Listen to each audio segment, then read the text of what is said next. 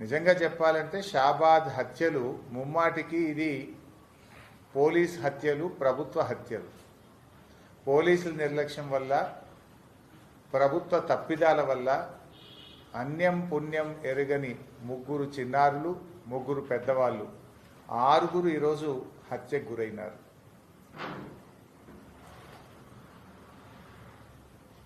అత్యాచారానికి గురైనటువంటి అమ్మాయి తల్లి పోలీస్ స్టేషన్ చుట్టూ అనేక సార్లు తిరిగి నిందితుడిని మీరు ఇంకా ఎందుకు అరెస్ట్ చేయలేదు, వాడు మమ్మల్ని చంపటామని తిరుగుతూ ఉన్నారని చెప్తే కూడా కేవలం పోలీసుల నిర్లక్ష్యం వల్ల ఈరోజు ఈ హత్యలు జరిగింది. అంటే పోలీసులు నిజంగా వాళ్ళు చేయాల్సిన పని చేయడం లేదు.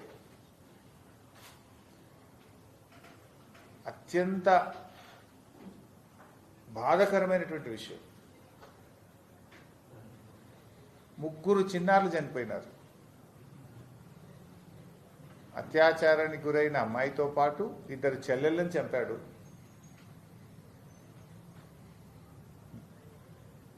వాళ్ళ తల్లిని, నాయనమ్మను అందరినీ కూడా చంపడం జరిగింది. ఇంత తీవ్రమైన సంఘటన జరిగితే రాష్ట్ర ప్రభుత్వానికి కనీసం చీమగుట్టినట్లేదు రేవంత్ రెడ్డికి. ఇంకా బాధ కలిగేది ఏంటంటే ఆ కుటుంబంలో ఒక్క అమ్మాయి మిగిలిపోయింది. ఆ అమ్మాయికి మూగది, చెవిటిది, కాలు లేని వికలాంగురాలు. పాపం మాట రాదు, చెవులు వినబడవు, కాళ్ళు నడవలేదు. పూర్తిగా కుటుంబ సభ్యుల మీద ఆధారపడ్డ ఒకే ఒక్క అమ్మాయి మిగిలిపోయింది. ఆ అమ్మాయికి అన్నం తినిపియాలన్నా, ఆ అమ్మాయిని వాష్రూమ్ తీసుకువెళ్ళాలన్నా ఈ కుటుంబ సభ్యులే అన్నీ చేసేవారు ఆ అమ్మాయికి. ఇప్పుడు ఆ అమ్మాయి పరిస్థితి ఏంటి? ఆ అమ్మాయి జీవితం ఏంటి? పాపం చెవులు వినబడని, మాటలు రాని, నడవలేని ఆ అమ్మాయి జీవితాన్ని ఒక్కసారి ఊహించుకుంటే గుండె చెరువవుతుంది. ఇంత కర్కశంగా ఒక ఫోక్సో కేసు నిందితుడు హత్య చేస్తే ఇప్పటి వరకు పోలీసులు వారిని పట్టుకోలేకపోయారు. ఆనాడు అత్యాచారం చేసిన తర్వాత కూడా పోలీసులు పట్టుకోకుండా నిందితుడికి సహకారం అందించి నెల రోజుల పాటు అరెస్ట్ చేయకుండా అతను యాంటిసిపేటరీ బెయిల్ తేవడానికి ప్రభుత్వము, పోలీసులే సహకరించారు. ఇప్పుడు 10వ తేదీ రాత్రి 6గురిని హత్య చేస్తే ఇంతవరకు ఆ నిందితుడిని పట్టుకోలేదు.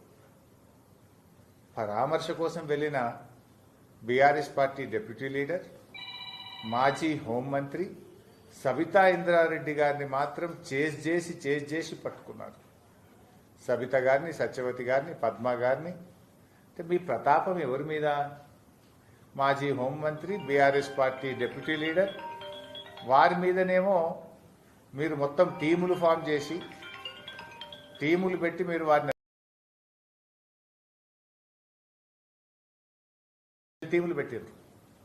ఎందుకు? పరామర్శ కోసం వెళ్తామన్న సత్యవతి రాథోడ్నో, సబితా ఇంద్రారెడ్డినో, ఆర్ఎస్ ప్రవీణ్ గారినో, పద్మ గారినేమో వాళ్ళ ఇంటి దగ్గర నుంచి స్పెషల్ టీములు ఫామ్ చేసి వాళ్ళని అరెస్ట్ చేసి పోలీస్ స్టేషన్లలో పెడతారు. అత్యాచారం చేసి 6గురిని మర్డర్ చేసిన దొంగకేమో మీరు సహకారం అందిస్తారు. అసలు ఈ ప్రభుత్వం ఏమైతుంది? ఎటువైపు పోతా ఉంది? ఆయన మాజీ డీజీపీ, ప్రస్తుతం హోంశాఖకు ప్రభుత్వ సలహాదారుడిగా ఉన్న శివధర్ రెడ్డి గారేమో ఏ బుక్కు లేదు, మాకు కాకి బుక్కే ఉంది అంటాడు. మరి ఏమైంది మీ కాకి బుక్కు? మీ కాకి బుక్కు సరిగా పనిచేసి ఉంటే పోలీస్ కమిషనరో, డీసీపీఓ, డీజీపీఓ రివ్యూ చేసి ఉంటే ఎందుకు ఈ నిందితుడిని అరెస్ట్ చేయలేదు? మే 16వ తారీఖు నాడు అమ్మాయి రేప్ అయింది, ఇప్పటిదాకా ఎందుకు అరెస్ట్ చేయలేదని రోజు రివ్యూ చేసే పోలీస్ కమిషనరో, డీజీపీఓ ఎందుకు అడగలేదు, ఎందుకు రివ్యూ చేయలేదు అని నేను అడుగుతా ఉన్నా. అంటే రాష్ట్రంలో మీరు ఇంకోటి కూడా అడగాలి.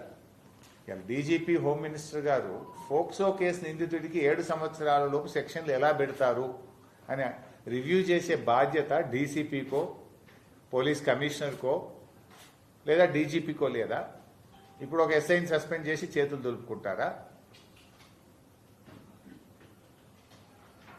మానవత్వం ఉంటే, నైతిక విలువలుంటే ఫస్ట్ హోంమంత్రిగా నువ్వు రాజీనామా చేయి Revanth Reddy. You are the failure home minister.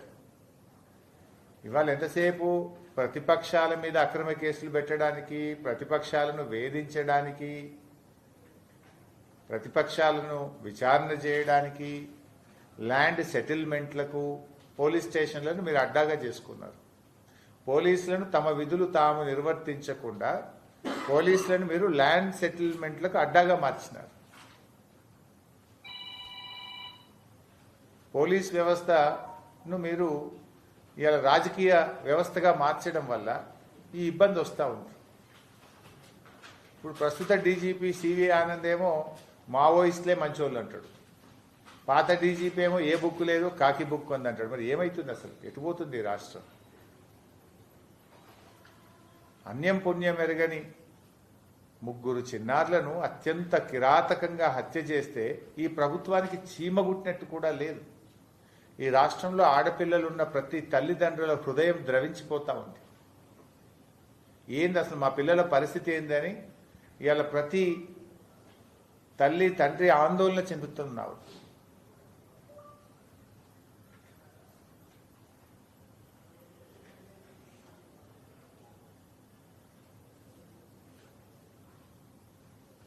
ఓదార్పు కోసం వెళ్ళిన సబితా ఇంద్రారెడ్డి గారిని అరెస్ట్ చేయడం ఎంతవరకు సబబు? అంటే ఓదార్పు కోసం వెళ్ళిన వాళ్ళనేమో నేరస్తులుగా చూస్తున్నారు, అత్యాచారం చేసి 6 చంపిన వాళ్ళనేమో మీకు నేరస్తులుగా కనబడతలేరు, వాళ్ళకు స్పెషల్ టీములు ఫామ్ చేయరు, వాళ్ళని మీరు అరెస్టు చేయరు. రాష్ట్రం పరువు పోతుంది. ఇప్పుడు భారతదేశం ముందు ఇటువంటి సంఘటనల వల్ల తెలంగాణ రాష్ట్రం యొక్క ఇమేజ్ దెబ్బతింటా ఉంది. Because you are the Home Minister and you are the Chief Minister. It is your failure. నేరస్తులను కట్టడి చేయడంలో ఈ ప్రభుత్వం వైఫల్యం చెందింది. ఫోక్సో కేసు నిందితుడిని నిజంగా మీరు ఆ రోజే అరెస్ట్ చేసి ఉంటే, ఫోక్సో కేసు నిందితుడికి పెట్టాల్సిన సెక్షన్లు పెట్టుంటే ఇవాళ ఈ 6 హత్యలు జరుగుండేవి కావు. ఈ 6 హత్యలు జరగడానికి కారణమే పోలీస్ వ్యవస్థ వైఫల్యం, రేవంత్ రెడ్డి వైఫల్యం. ఎందుకు ఈ మాట చెప్తున్నాం? ఎప్పుడైతే అత్యాచారం చేసిండో అతన్ని నెల రోజుల పాటు మీరు అరెస్ట్ చేయలేకపోయినరు. మీరు మా బీఆర్ఎస్ నాయకులను మాత్రం చేసి టార్గెట్ చేసి మా కార్యకర్తలను సోషల్ మీడియాలో ట్వీట్ చేస్తేనో, మా బాల్కా సుమన్ అన్యాయాన్ని మున్సిపల్ ఎన్నికల్లో ప్రశ్నిస్తేనో, మా నల్ల బాలునో వీళ్ళని మాత్రం నిమిషాల్లో అరెస్ట్ చేస్తున్నారు. మరొక రేపిస్టును అరెస్ట్ చేయడంలో మీకు ఎందుకు అంత అలసత్వం? నిజంగా మీరు అరెస్ట్ చేసి ఉంటే, చట్టపరంగా సెక్షన్లు పెట్టి అతన్ని జైలుకు పంపించుంటే ఇలా 6 ప్రాణాలు పోయేటియా?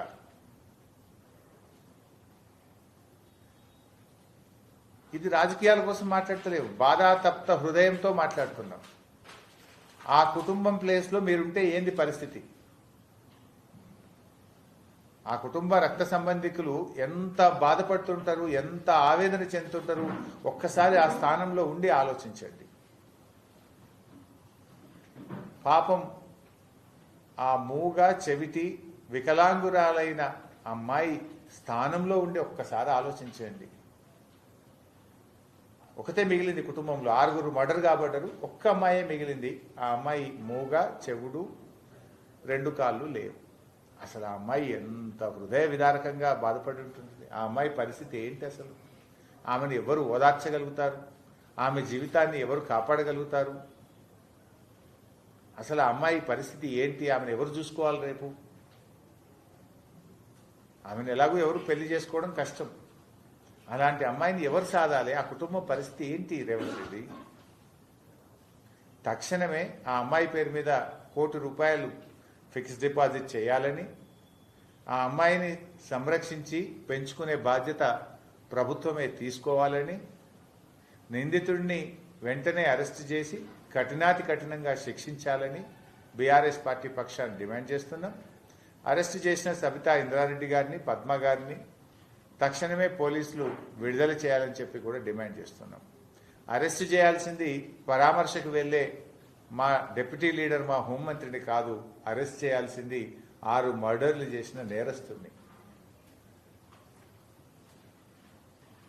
Thank you.